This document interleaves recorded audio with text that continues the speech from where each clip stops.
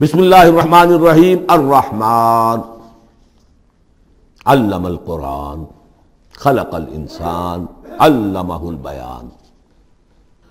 رحمان، اور یہ اللہ کا وہ نام ہے جو رحمت کے مادے سے، لیکن خاص شان اس کی یہ ہے کہ جس میں ایک طوفانی کیفیت ہے اللہ کی رحمت، ٹھاٹھے مارتے ہوئے سمندر کی طرح۔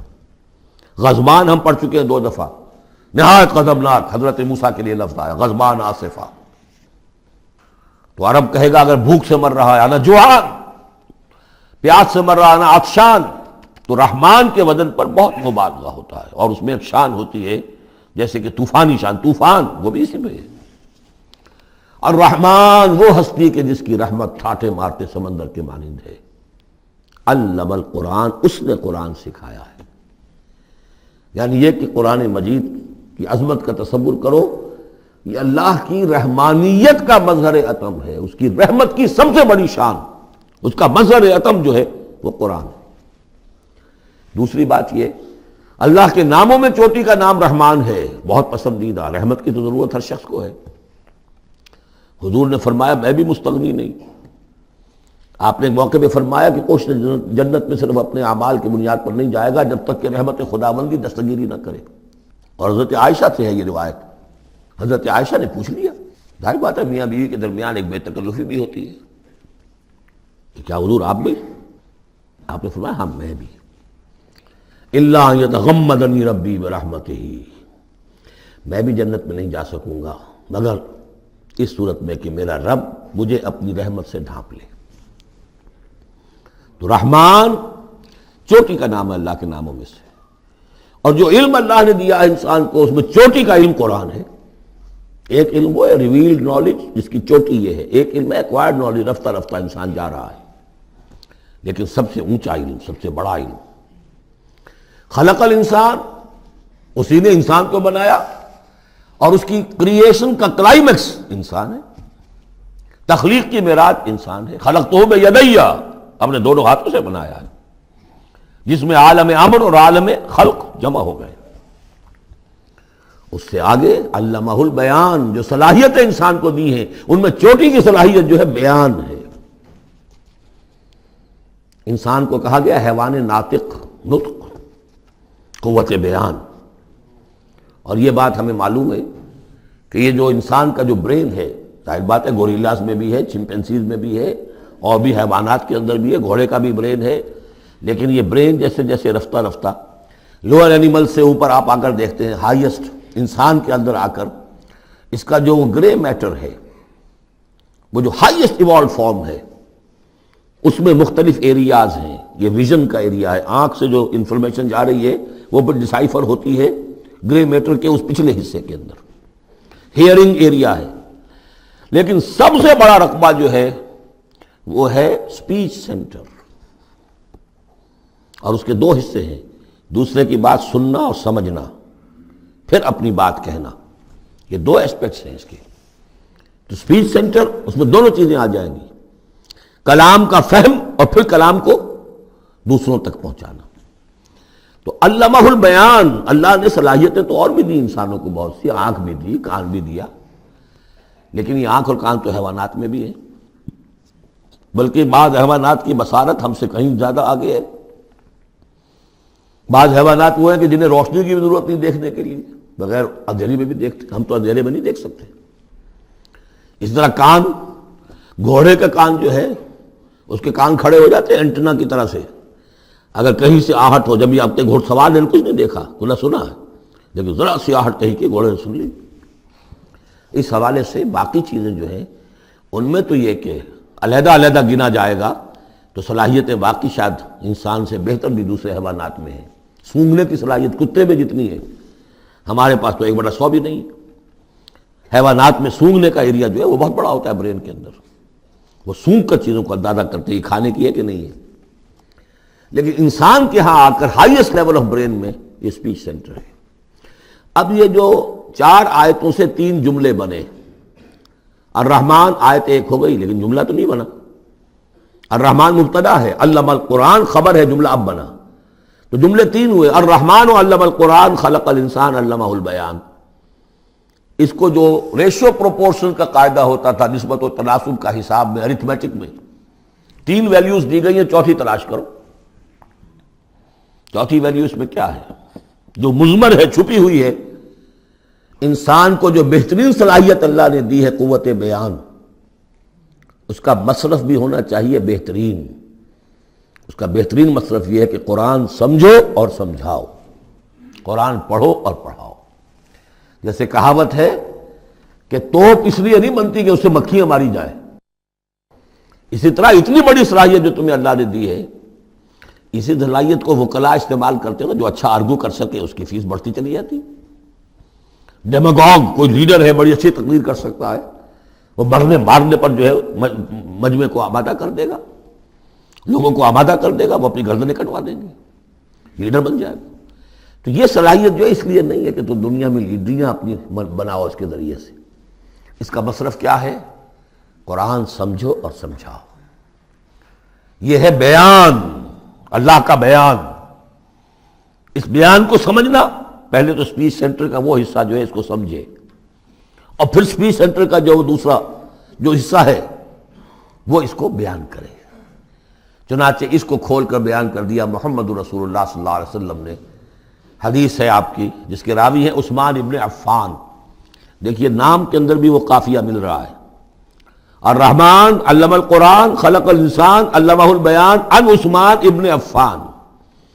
اب عفان کے بیٹے عثمان نے روایت کیا، حضور نے فرمایا خیرکم من تعلم القرآن وعلمہ، اور خیر یہاں پر سپرلیٹو کے سنس میں آ رہا ہے، تم میں بہترین لوگ وہ ہیں جو قرآن سیکھیں اور سکھائیں۔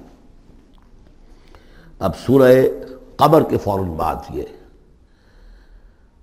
وَلَقَدْ يَسَّرْنَا الْقُرْآنَ لِلذِّكْرِ فَهَلْ مِن مُدَّكِرٍ الرحمن علم القرآن خلق الانسان علمہ البیان الشمس والقمر بحسبان۔ یہ سورج اور چاند سب ایک حساب کے ساتھ ہیں، ان کی گردش حساب کے ساتھ ہے، اسی حساب سے دن بن رہے ہیں، راتیں بن رہی ہیں، ہفتے اور سال اور مہینے بن رہے ہیں۔ والنجم والشجر یسجدان، نجم جو ہے تو ستارے، سورج اور چاند کے مناسبت سے تو اس کے لیے ستارے کی مفہوم ہے، لیکن نجم جو عربی زبان میں جھاڑیوں کو بھی کہتے ہیں جو زمین میں ہوتی ہیں، کیونکہ یہ ستارے بھی زمین میں اتنے نظر آتے ہیں جیسے کہ جھاڑیاں ہوں۔ والنجم والشجر یسجدان، شجر کے حوالے سے ترجمہ کرتے ہیں تو وہ جھاڑیاں، یہ بھی سجدہ کرتے ہیں، اللہ کے سامنے سربسجود ہوتے ہیں، ان کے سائے، جیسا کہ کئی دفعہ آ چکا ہے۔ وَالسَّمَاءَ رَفَعَهَا وَوَضَعَ الْمِيزَانَ، اور آسمان کو اس نے بلند کیا اور اس میں رکھے ترازو۔ یہاں اس سے مراد وہ ترازو نہیں ہے جو کہ تولتی ہے دنیا کے اندر، اس میں بیلنس ہے، کاسمک بیلنس۔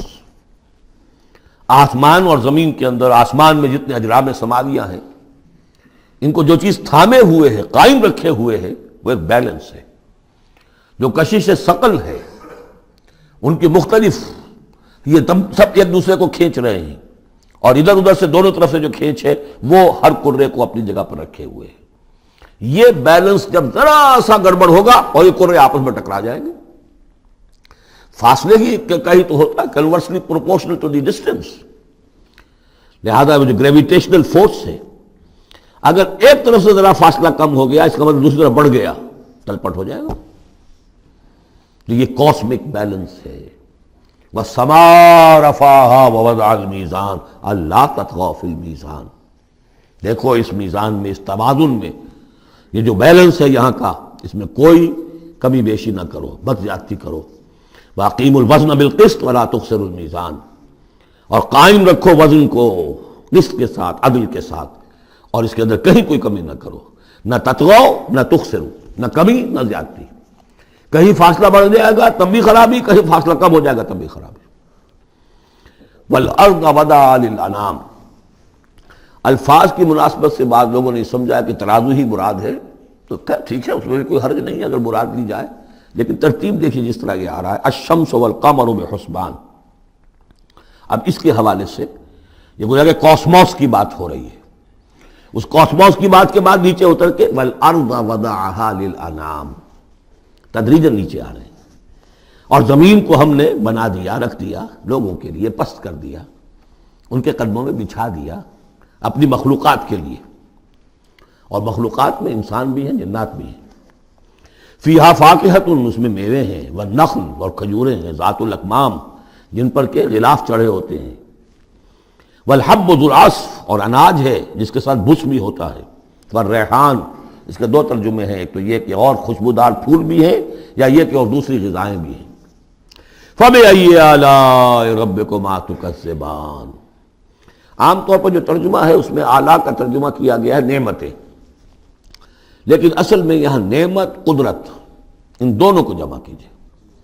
کہیں وہ نعمت کا تذکرہ ہے، کہیں اللہ کی قدرت کا ذکر ہے، اس کی قدرت کی نشانیاں ہیں۔ فَبِأَيِّ آلَاءِ رَبِّكُمَا تُكَذِّبَانِ، تو تم اپنے رب کی کون کون سی نعمتوں اور قدرتوں کا انکار کرو گے۔ تکذبان صیغہ ہے تثنیہ کا، دونوں سے خطاب ہو رہا ہے، انسانوں سے اور جنوں سے، اور یہ بات آگے چل کر واضح ہو جائے گی۔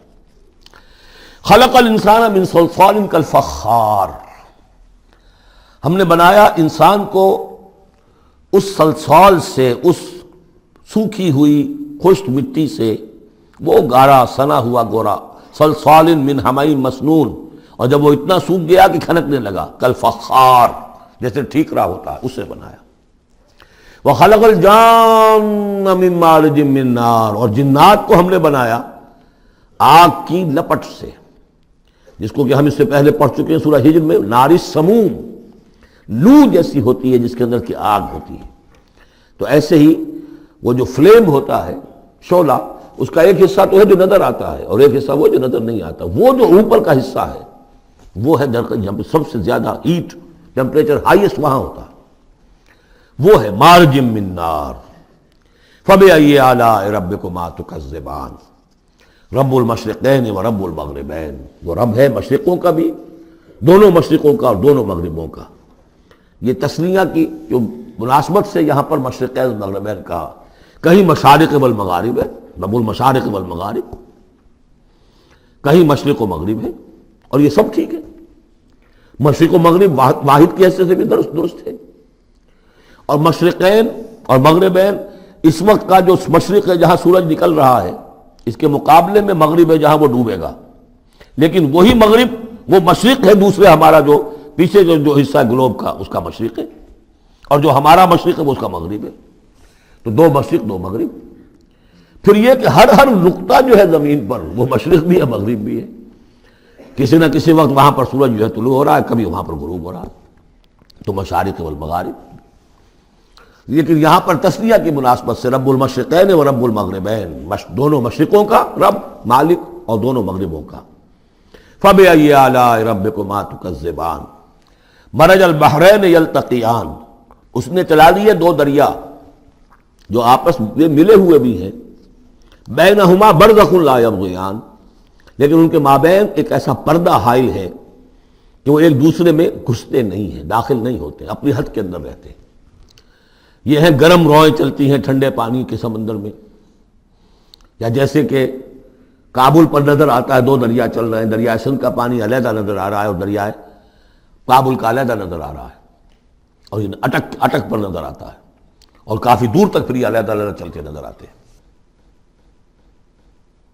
فَبِأَيِّ آلَاءِ رَبِّكُمَا تُكَذِّبَانِ يَخْرُجُ مِنْهُمَا اللُّؤْلُؤُ وَالْمَرْجَانُ، اور ان دونوں سے نکلتے ہیں موتی بھی اور مونگے بھی۔ فَبِأَيِّ آلَاءِ رَبِّكُمَا تُكَذِّبَانِ وَلَهُ الْجَوَارِ الْمُنشَآتُ فِي الْبَحْرِ كَالْأَعْلَامِ، اور اس کے لیے ہی ہیں، اللہ ہی کی ملکیت ہے وہ پہاڑ جیسے جہاز، جوار المنشآت جو اونچے کھڑے رہتے ہیں اور سمندر میں ایسے ہوتے ہیں جیسے پہاڑ۔ پچھلے زمانے میں بھی تو اگرچہ بادبانی ہوتے تھے، جب بادبان کھل جاتے تھے تو بڑی اونچی اونچی جو ہے بادبان ہوتے تھے ان کے، پہاڑ کی طرح، پہاڑیاں چھوٹی چھوٹی، اور آج جو کچھ چلتے ہیں بڑے بڑے جہاز، ان کو جو دیکھیں تو واقعی تو وہ پہاڑ ہوتے ہیں سمندر میں۔ فَبِأَيِّ آلَاءِ رَبِّكُمَا تُكَذِّبَانِ كُلُّ مَنْ عَلَيْهَا فَانٍ، اب یہ جو یہاں آئی ہیں اب تک آیات، اللہ کی صنائی، اللہ کی قدرت نوٹ کریں گے جب ہم سورہ واقعہ پڑھیں گے۔ پہلے آیا ذکر قرآن، اس کی عظمت، اور اس کا جو ایک مضمر ہے چیز کہ انسان کو اس قرآن کی عظمت اور فضیلت کو سمجھ کر، اگر اللہ نے وہ جو شعر علامہ اقبال کا، اگر یک قطرہ خون داری اگر مشتے پرے داری، بیا با من تو موزم طریق شاہ بازی را، اگر تمہارے جسم میں کوئی قطرہ خون ہے اور کوئی مٹھی بھر پر بھی تمہیں دے رکھے ہیں، اے چڑیا اے بیا، آؤ کہ میں تمہیں شاہ بازی کے طریقے سکھاؤں۔ اسی طریقے سے اگر تمہیں بولنے کی صلاحیت دی ہے اللہ نے تو اس کا مصرف کیا ہے؟ خیرکم من تعلم القرآن وعلمہ۔ سمجھنے کی صلاحیت دی ہے، قرآن سمجھو۔ بیان کرنے کی صلاحیت دی ہے، بیان کرو قرآن کو۔ پھر یہ کہ اللہ تعالیٰ کی تخلیقی قوت، اس کا تذکرہ ہوا۔ وہاں آپ دیکھیں گے یہ بالکل الٹی یہی ترتیب ہوگی، آخر میں قرآن مجید کی عظمت، اس سے پہلے اللہ کی تخلیقی عظمت، اللہ کے یہی جو اعلیٰ ہے، اس کے بعد اب پہلے جہنم والوں کا تذکرہ یہاں ہو رہا ہے، وہاں بعد میں ہوگا۔ فرمایا کل من علیہا فان، جو بھی ہے اس زمین پر جو بھی مخلوقات ہیں سب فنا ہونے والی ہے۔ وَيَبْقَى وَجْهُ رَبِّكَ ذُو الْجَلَالِ وَالْإِكْرَامِ، باقی تو رہے گا صرف تیرے رب کا منہ، تیرے رب کا چہرہ، جو بہت بزرگی والا ہے اور بہت عظمت والا ہے۔ اب یہ کہ اللہ کا چہرہ ہم کیا اس کو نہیں سمجھ سکتے، آیات متشابہات میں سے ہوگا۔ جو اس کا مفہوم سمجھیں گے وہ یہ ہے اللہ کی ذات باقی، باقی سب چیز اللہ تعالیٰ کے سوا سب فانی، پوٹینشلی سب فانی ہے، اپنے طور پر سب کسی کا وجود جو ہے اپنے بل پر قائم نہیں ہے۔ اللہ جب تک قائم رکھے تو در حقیقت وہ خود اپنے بل پر قائم نہیں ہے، وہ تو اللہ تعالیٰ نے ان کو قائم رکھا ہوا ہے۔ کل من علیہا فان، اللہ باقی من کل فان، اللہ ہی باقی ہے، باقی تمام فانی ہے۔ وَيَبْقَى وَجْهُ رَبِّكَ ذُو الْجَلَالِ وَالْإِكْرَامِ فَبِأَيِّ آلَاءِ رَبِّكُمَا تُكَذِّبَانِ يَسْأَلُهُ مَنْ فِي السَّمَاوَاتِ وَالْأَرْضِ، جو بھی ہے آسمان اور زمین میں وہ سب اس کے در کے سوالی ہیں، اسی سے مانگ رہے ہیں۔ وجود بھی ملا ہے اسی سے، حیات کسی کے پاس ہے دی ہوئی ہے اسی کی، کوئی صلاحیت ہے تو دی ہوئی ہے اسی کی، کوئی ذہانت ہے تو دی ہوئی ہے اسی کی، روز کا رزق جو آ رہا ہے اسی کا عطا کرنا، ہر ایک سائل ہے۔ واللہ هو الغنی وانتم الفقراء، تم سب کے سب محتاج ہو، تمہارا وجود مستعار، تمہاری حیات مستعار، تمہیں علم جو دیا اس نے دیا جتنا دیا۔ ولا یحیطون بشیء من علمہ الا بما شاء، تو تمہاری کیفیت یہ ہے۔ یسألہ من فی السماوات والارض، اسی سے مانگتا ہے جو بھی ہے آسمانوں میں اور زمین میں۔ کل یوم ہوا فی شان، وہ ہر دن ایک شغل میں ہے، اس کی ایک مصروفیت ہے۔ یا میرے نزدیک اشارہ ہے اسی بات کی طرف، یدبر الامر من السماء الى الارض ثم یعرج الیہ فی یوم کان مقدارہ الف سنۃ مما تعدون۔ تدبیر امر ہے، ایک دن کی تدبیر وہ کرتا ہے، کیا کچھ اگرچہ وہ ایک دن اس کا 1000 سال کا ہے، اس میں کیا کیا ہونا ہے، کس طرح سے ہونا ہے، پھر وہ احکام کی تنفیذ ہوتی ہے، پھر اس کی رپورٹ ہے، اس کو واپس جاتی ہے۔ تو کل یوم ہوا فی شان، وہ کوئی ایک یوں سمجھیے کہ کوئی اسٹیٹک کوئی حقیقت نہیں ہے، خود اس کی مصروفیات، کل یوم ہوا فی شان، نئی شان کے ساتھ اس کا ظہور ہوتا ہے۔ کل یوم ہوا فی شان فبأی آلاء ربکما تکذبان سنفرغ لکم ایھا الثقلان۔ اب یہاں پر کھل کر بات کی کہ یہ تکذبان کیوں کہا جا رہا ہے۔ ہم جلد ہی فارغ ہو جائیں گے تمہارے لیے، اے دو بھاری قافلوں، اے انسانوں کا قافلہ اور اے جنات کے قافلے۔ ابھی جو ہے اس کائنات کو ہم نے چلایا ہوا ہے، ابھی مہلتیں ہم نے دے رکھی ہیں، وقت مقرر کیا ہوا ہے، اجل مسمى ہے اس کائنات کی بھی اور ہر قوم کی بھی۔ لکل امت اجل، ہر امت کے لیے بھی ایک اجل ہے، ہر ایک فرد کی اجل ہے، وہ سب ہے، لیکن القریب ہم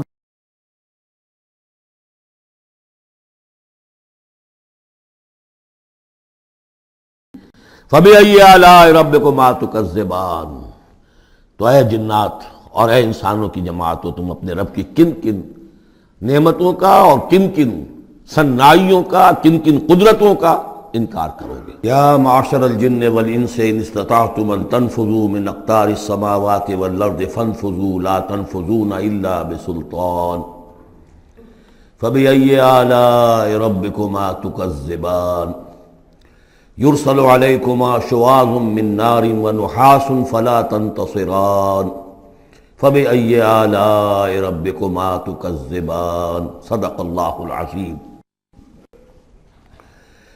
چونکہ اس سے پہلے آیت آ چکی ہے سنفرغ لکم ایھا الثقلان، دو بھاری قافلے جو ہیں اللہ تعالیٰ کی مخلوقات میں سے، ایک قافلہ انسانیت اور ایک قافلہ جو جنوں پر مشتمل ہے۔ اب یہاں اس آیت میں، آیت نمبر 33 میں براہ راست ان سے خطاب ہے، اے گروہ جن اور اے گروہ انس، یا معاشر الجن والانس ان استطعتم، اگر تمہارے اندر استطاعت ہے، طاقت رکھتے ہو، ان تنفذوا من اقطار السماوات والارض، کہ تم نکل بھاگو آسمانوں اور زمین کے دائروں سے، کناروں سے، تنفذوا تو نکل جاؤ، لا تنفذون الا بسلطان، نہیں نکل سکو گے مگر اللہ تعالیٰ کی سرعت کے ساتھ۔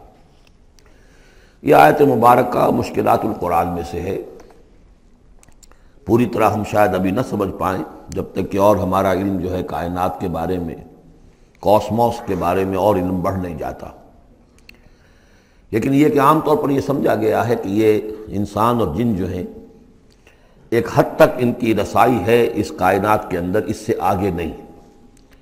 جیسے کہ آ چکا ہے، میں پہلے بھی بیان کیا ہے کہ جنات کے لیے غالباً یہ ہمارا جو سولر سسٹم ہے، یہ پورا جو ہے یہ ان کی جولان گاہ ہے، اس میں یہ جائیں جدھر جائیں چلے جائیں، اس سے آگے نہیں۔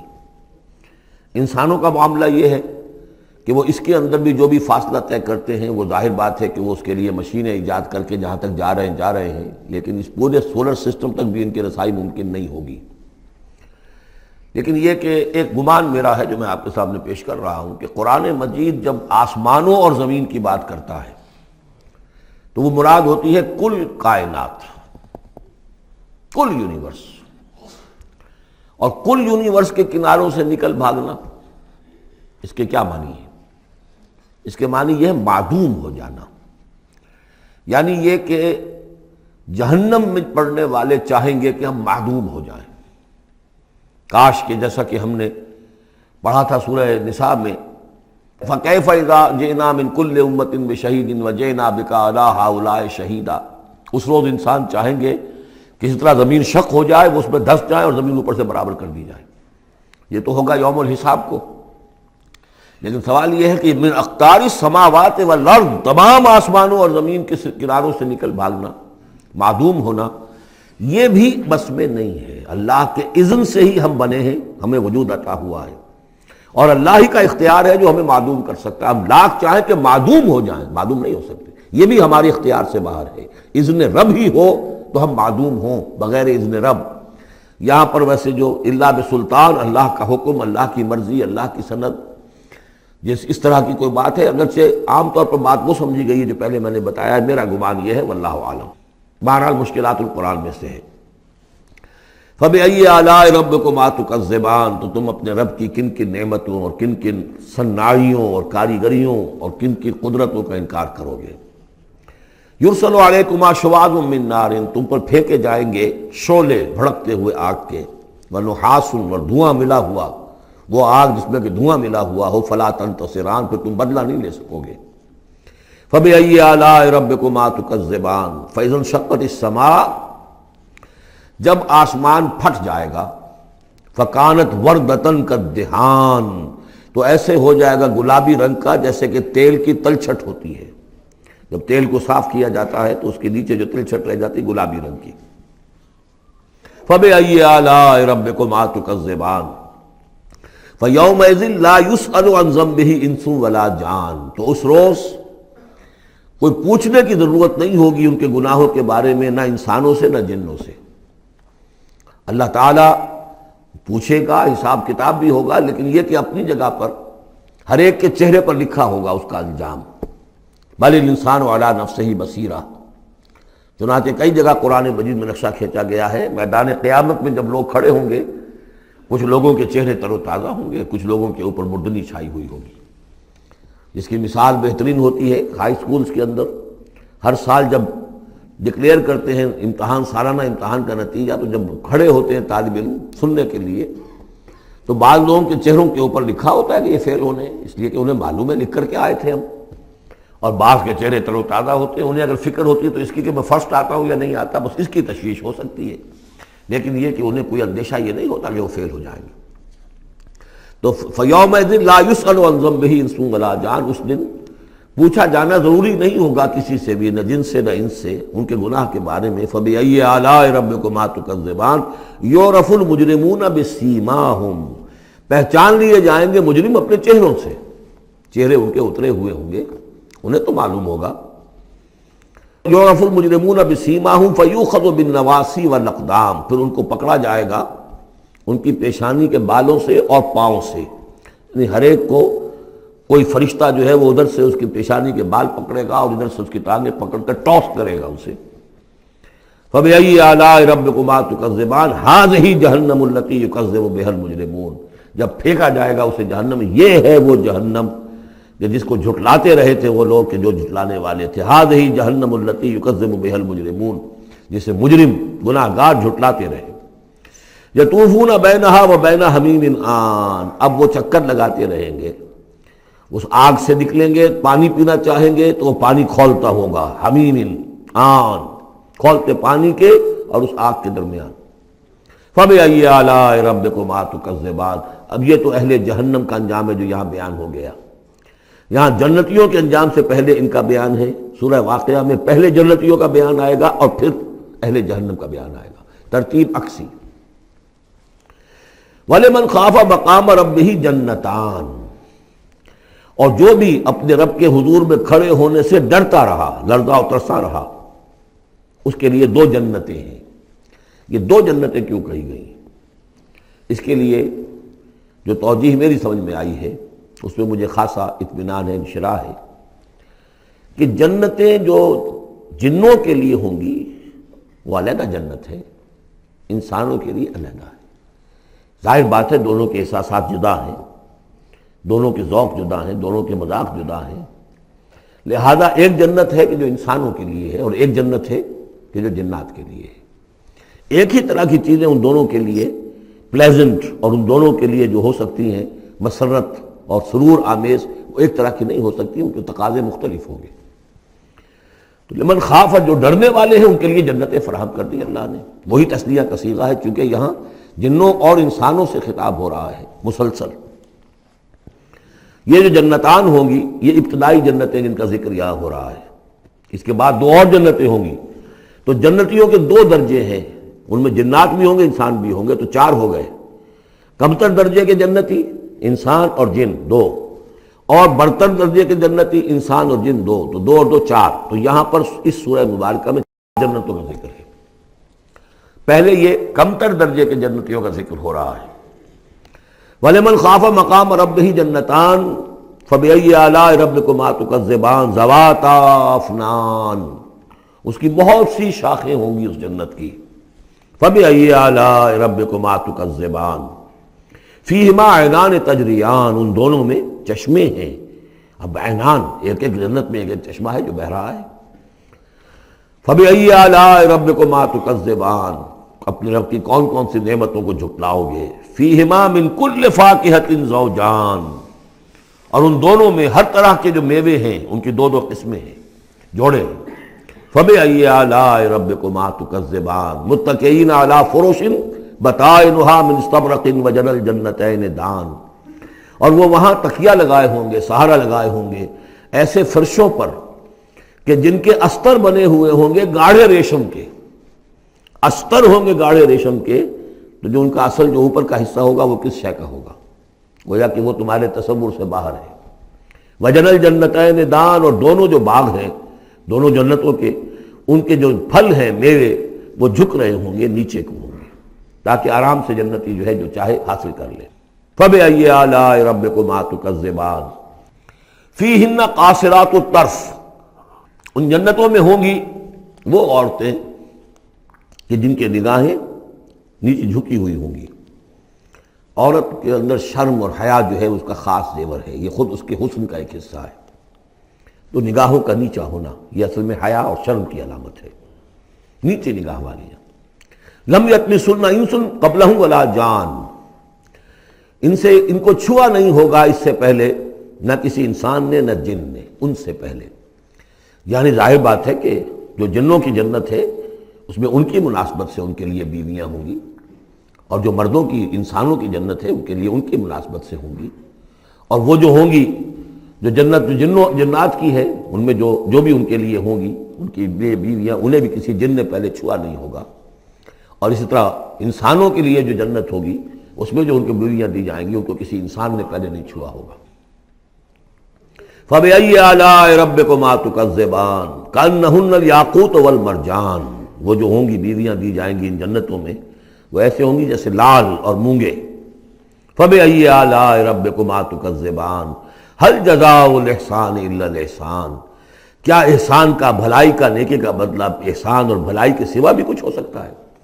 ان لوگوں نے اللہ کے لیے، اللہ کے دین کے لیے، اللہ کے احکام کی پابندی میں جو کچھ بھی انہوں نے محنتیں کی، کوششیں کی، اب ظاہر بات ہے کہ اللہ تعالیٰ کو اس کا بدلہ انہیں دینا ہے انہی صورتوں میں۔ وَمِن دُونِهِمَا جَنَّتَانِ، اور ان سے پرے دو جنتیں اور ہیں۔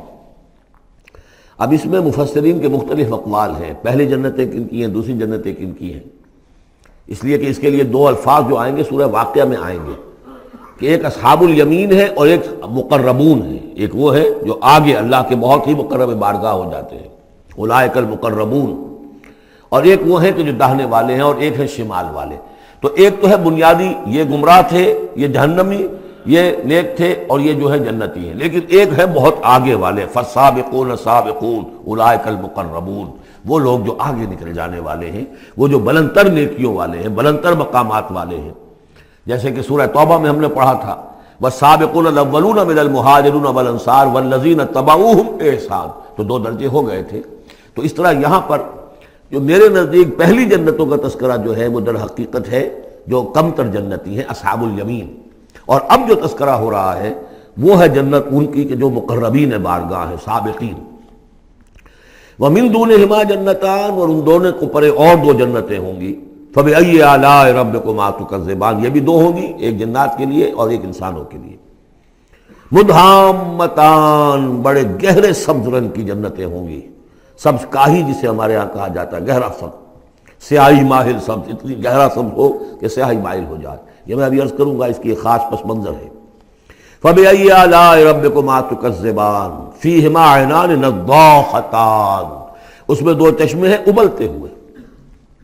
فَبِأَيِّ آلَاءِ رَبِّكُمَا تُكَذِّبَانِ فِيهِمَا فَاكِهَةٌ وَنَخْلٌ وَرُمَّانٌ، اس میں میوے ہیں، کھجوریں ہیں، انار ہیں۔ فَبِأَيِّ آلَاءِ رَبِّكُمَا تُكَذِّبَانِ، یہ یوں سمجھیے کہ ایک تو ہے خالص عربی ذوق، اور عرب کا جو ایک خاص ماحول تھا، اور خاص طور پر عرب کا وہ علاقہ جس میں قرآن نازل ہوا ہے، حجاز، پہاڑی علاقہ ہے، اس میں جب آتے تھے چشمے اور جب بہہ جاتی تھی وادیاں تو ابلتی ہوئی پہاڑی، چونکہ چشمے جیسے ہوتے ہیں پہاڑی نالے، تو ان کے اندر جوش و خروش ہوتا ہے۔ اور دوسرے کہ وہاں پر جو باغات ہوتے تھے کھجور کے درخت، اور وہاں پر وہ سبزی جو رنگ ہے ان کا وہ سبزی مائل گہرا، اور اسی کے اندر پھر جو چھاؤں ہے، تو جو ان کا تصور ہے ایک عربی ذوق ہے، ایک عجمی ذوق ہے۔ وہ عجمی ذوق ہے جو پہلے بیان ہوا ہے، عربی ذوق ہے جو اب بیان ہو رہا ہے۔ فیہما فاکہۃ ونخل ورمان، اب یہ چیزیں جو ہیں یہ عرب کے اندر کھجوریں ہیں، انار ہے۔ فبأی آلاء ربکما تکذبان فیہن خیرات حسان، اس میں ہوں گی بہت ہی اچھی عورتیں، نہایت خوبصورت۔ فبأی آلاء ربکما تکذبان حور مقصورات فی الخیام، اب یہاں حور کا لفظ آیا، پہلے میں نہیں آیا ہے۔ پہلے میں یہ تو آیا ہے فیہن قاصرات الطرف لم یطمثہن انس قبلہم ولا جان، لیکن لفظ حور یہاں آیا ہے۔ اسی کو نوٹ کریں گے کہ سورہ واقعہ میں بھی ایک کے ساتھ حور کا لفظ آئے گا، دوسرے کے ساتھ نہیں۔ حور مقصورات فی الخیام، اب یہ بھی عرب پس منظر ہے، خیموں میں رہنے والے۔ وہ حوریں کہ جو خیموں میں رکی رہنے والی ہوں گی۔ ظاہر بات ہے کہ وہاں پر تو عام طور پر شہر بہت کم تھے، پورے عرب کے اندر، حجاز کے اندر بہت کم، جو عام طور پر جو آبادیاں تھیں وہ خیموں میں رکی رہنے والیاں۔ وقرن فی بیوتکن ولا تبرجن تبرج الجاہلیۃ الاولی، وہ شمع محفل نہیں بنتی بلکہ وہ چراغ خانہ بنتی ہیں۔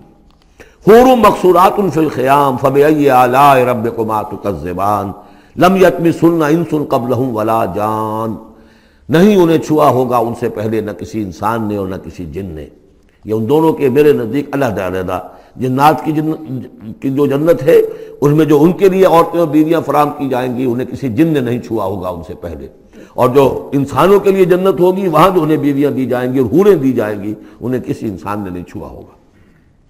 فَبِأَيِّ آلَاءِ رَبِّكُمَا تُكَذِّبَانِ مُتَّكِئِينَ عَلَىٰ رَفْرَفٍ خُضْرٍ وَعَبْقَرِيٍّ حِسَانٍ، وہ تکیہ لگائے بیٹھے ہوئے ہوں گے سب مسندوں پر اور بڑے قیمتی نفیس بچھونوں پر۔ فَبِأَيِّ آلَاءِ رَبِّكُمَا تُكَذِّبَانِ تَبَارَكَ اسْمُ رَبِّكَ ذِي الْجَلَالِ وَالْإِكْرَامِ، بہت بابرکت ہے نام تیرے رب کا جو بہت ذی الجلال بڑائی والا ہے اور اکرام عظمت والا ہے۔